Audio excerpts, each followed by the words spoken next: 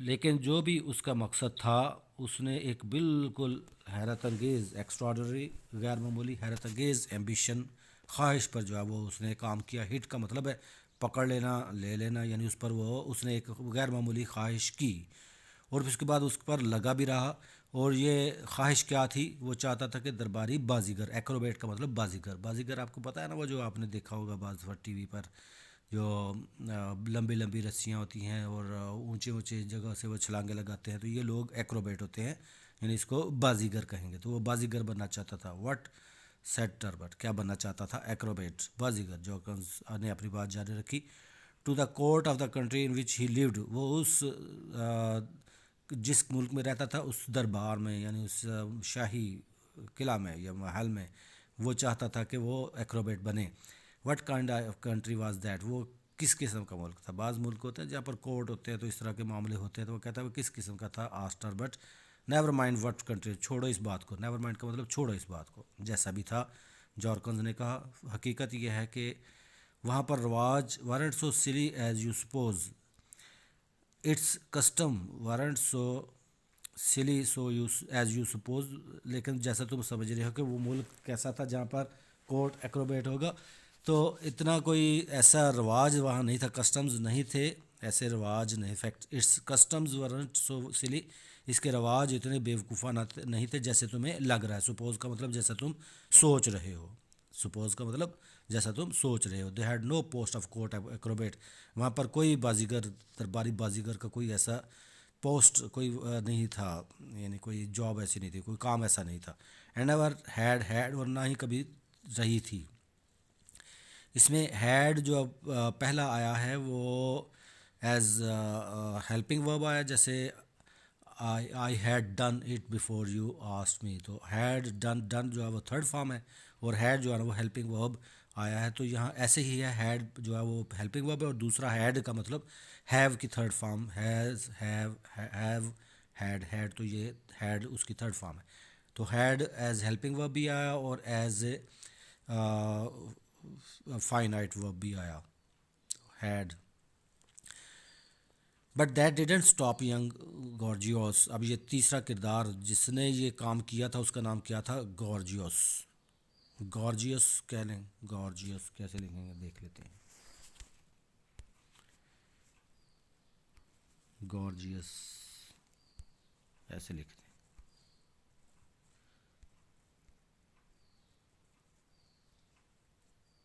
हो,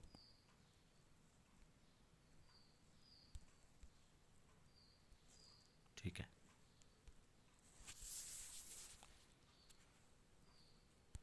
तो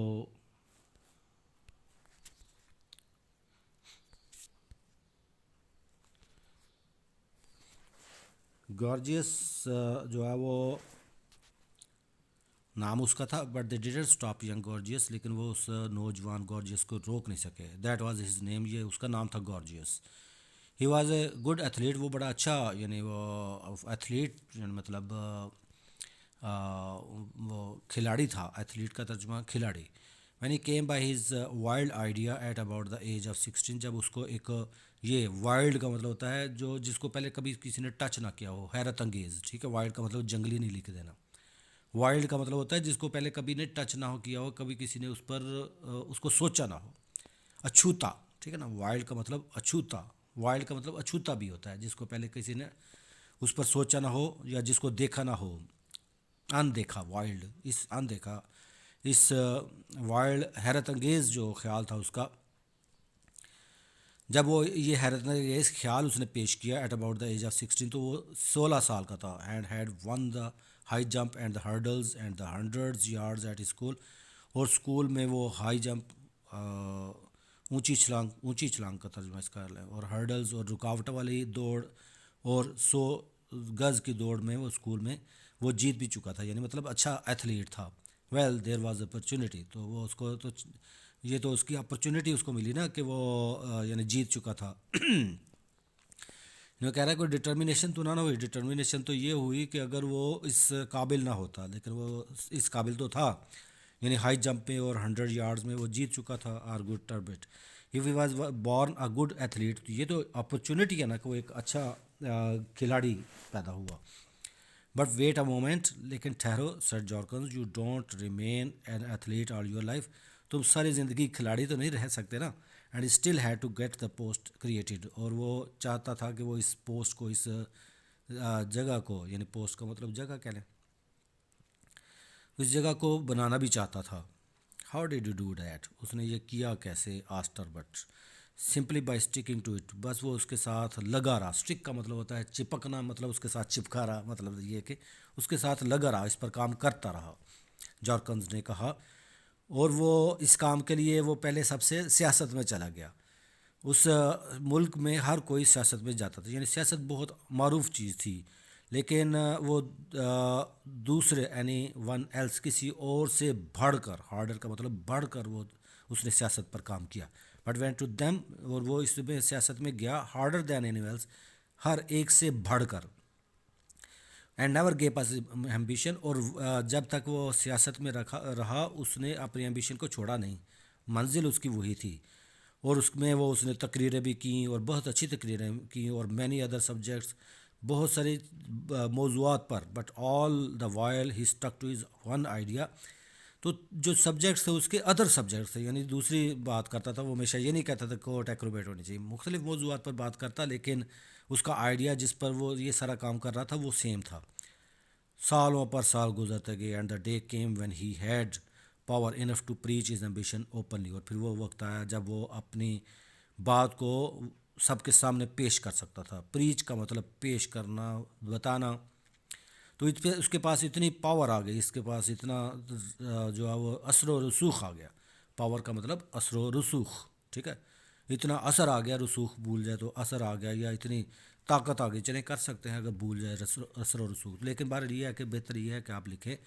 उसके पास इतना असर व रसूख आ गया कि वो अपनी जो ख्वाहिश है उस पर सबके सामने, ओपनली का मतलब सबके सामने प्रीच कर सकता था, बयान कर सकता था, सबको बता सकता था। एंड वी टोल्ड देम, और उसने बताई भी, how the glory of their country and of its ancient throne would be increase if the post of court acrobat were created. और उसने वो फिर हाउ ही टोल्ड देम, फिर उसने सब लोगों को बताया, यानी बादशाह और उसके साथ जो, यानी ये लाजमी बात है कि इंग्लैंड का ही होगा, वरना और कहीं तो बादशाह इतनी नहीं है, तो ये इंग्लैंड का वाक़या है। तो उसने सबको टोल्ड देम, देम का मतलब सबको ये बताया, how the glory of their country, कि उनके मुल्क की कितनी ग्लोरी, शान, अजमत, ग्लोरी का मतलब ग्रेटनेस, ग्लोरी, शान, greatness, and of its ancient throne, और इसके कदीम, यानी कदीम का मतलब होता है कि हमेशा से रहने वाला जो थ्रोन, तख्त है, वुड बी इंक्रीज, यानी इसकी शान बढ़ जाएगी अगर वहाँ पर जो दरबारी बाजीगर हो,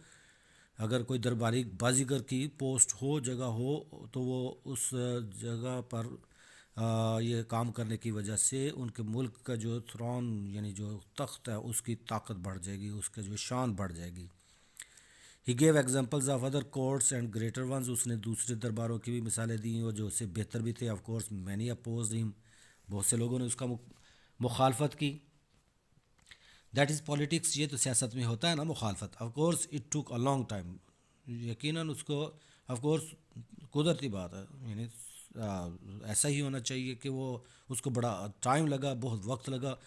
दैट इज़ पॉलिटिक्स टू, ये भी सियासत है कि टाइम लग जाता है। But as the years went by the wore he वोर डाउन अपोजिंग आर्गूमेंट्स, लेकिन जो जो सालों पर साल गुजरते गए, तो वो जो अपोजिंग, उसके मुखालिफ आर्गूमेंट्स, दलाइल थे, वो उस पर वोर डाउन, उस पर काबू पाता चला गया, उसको शिकस्त देता चला गया।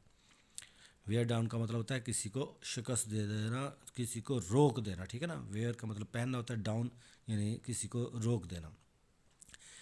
Till he had taught people what a lesson it would be to all the nations to have a young athlete at court exhibiting perfect physical fitness, and how such an example would strengthen their soldiers and enable them finally to win the just rights of the nation in victorious battle against their accused neighbors. तो ये लंबा सा sentence है। As the years went bye, मैं यह तर्जुमा पहले कर देता हूँ, फिर वो उसको ट्रांसलेशन कर लेते हैं। तो सॉरी, मतलब मीनिंग बताते हैं वर्ड बाई वर्ड, और उसके बाद ट्रांसलेशन करते हैं। But as the years went bye, जो जो साल पर साल गुजरते गए, बाय ही वॉर डाउन अपोजिंग आर्गूमेंट्स, वो जो मुखालिफ दलाइल थे उनको वो शिकस्त देता चला गया। फिर उसके बाद लोगों को वो इतना टॉच समझा चुका था कि what a lesson it would be to all the nation, कि ये तमाम अकवाम के लिए, सिर्फ उनके लिए, तमाम अकवाम के लिए ये कितना बड़ा ये लेसन होगा, सबक होगा, to have a young athlete at court, कि दरबार में एक नौजवान एथलीट हो, बाजीगर हो, एग्जिबिटिंग परफेक्ट फिज़िकल फिटनेस, जो शानदार, परफेक्ट का मतलब मुकम्मल, कामिल, कामिल जिस्मानी जो सेहत है, फिटनेस का मतलब सेहत, उसका इजहार करे, एग्जिबिट का मतलब इजहार करे। And how such an example would strengthen their soldier, और इस एग्जाम्पल से, इस मिसाल से उनके सिपाही, उनमें हौसला आएगा। स्ट्रेंथन का मतलब होता है हौसला आएगा, वो ज़्यादा मजबूत हो जाएंगे। And enable them finally to win the just rights of the nation, फिर वो इस काबिल हो जाएंगे कि वो आखिरकार वो जो जस्ट राइट्स हैं, उनके जो हुकूक हैं, सही हुकूक, जस्ट का मतलब मुंसिफाना हुकूक जो है वो ऑफ द नेशन, अपनी कौम के, इन विक्टोरियस बैटल, वो जंग में जीत जाएंगे। यानी विक्टोरियस बैटल मतलब वो जंग जो जीती जा चुकी है, उसको कहते हैं victorious battle. Against their accursed neighbours, वो अपने जो अकर्स्ड का मतलब होता है जो उनके वैसे तो ये लानत के मीनिंग में आता है, कर्ज करना किसी को, लानत मतलब यहाँ जो जलील जो उसके हमसाए हैं, अकस्ट नेबर्स जो है जलील हमसाए, यानी कमतर हमसाए जो है, कमतर ज़्यादा ज़रा इजी लग जाएगा, हो जाएगा, बेहतर लग जाएगा। कमतर जो हमसाए हैं उनके ख़िलाफ़ एक जीती हुई जंग में वो अपने जो जस्ट राइट्स वो उसको फिर पेश कर सकेंगे। तो इसका तर्जुमा यूँ होगा कि वो कहता है कि उसने लोगों को समझाया कि ये उनके लिए जो कोर्ट दरबारी जो ये बाजीगर होगा, जब वो अपनी मुकम्मल कामिल सेहत का जो है वो जो उसका इजहार करेगा, तो फिर जो वहाँ के सिपाही हैं उनमें मजबूती आएगी, उनमें हौसला बढ़ेगा, और वो उनके जो मुकाबले के कमतर ममालिक हैं, दूसरे जो नेशंस अक़वाम हैं, उनको वो बैटल में हरा देंगे, जंग में वो उनको हरा देंगे, और उस जंग में वो अपने हुकूक जो है वो उसको हासिल कर लेंगे। टू विन का मतलब हासिल कर लेंगे। And so the idea caught on, ये बात उनकी समझ में आ गई कि वाकई ये दूसरे सिपाहियों के लिए हौसले की बात होगी, वो हौसला बढ़ेगा उनका, यानी इनकरेज करने के लिए ये, या मोटिवेट करने के लिए। और उसके बाद वो उनका जो ये आइडिया था, उसका जो ख्याल ये था, वो उसने कॉट ऑन, बात आगे बढ़ गई, यानी मतलब जड़ पकड़ ली। And to make a very long story short, और ये बड़ी लंबी कहानी है जिसको मैं मुख्तसर करता हूँ। The post of court Acrobat was duly created, और आखिरकार, ड्यूली का मतलब आखिरकार, वो जो दरबारी बाजीगर की पोस्ट जगह थी वो फिर बना दी गई। Both parents of Gorgias were by then long dead, बड़े गॉर्जियस के वालिदैन काफ़ी अर्सा पहले मर चुके थे। उस वक्त तक काम तो अब थोड़ा सा रह गया था। Had only to stick for a few more days to that wild idea of his, उसको इस वाइल्ड, इस अपने हैरत अंगेज़ ख्याल के साथ चंद दिन और चिपके रहना था। और फिर when the question arose of choosing an athlete to fill the newly made post, अगर ये क्वेश्चन आता कि ये जो नई पोस्ट, नया जो जगह बनी है, पोस्ट बनी है, मतलब ये जो क्रिएट की गई है, उसके लिए कोई खिलाड़ी जो है उसको सिलेक्ट किया जाए, चुना जाए। होम कुड दे चूज़, तो वो किसको चुन सकते हैं, but the man who had worked for it all those years, तो उसके लिए वो किसको चुनते, स्वाय उसके जिसने इतने साल उस पर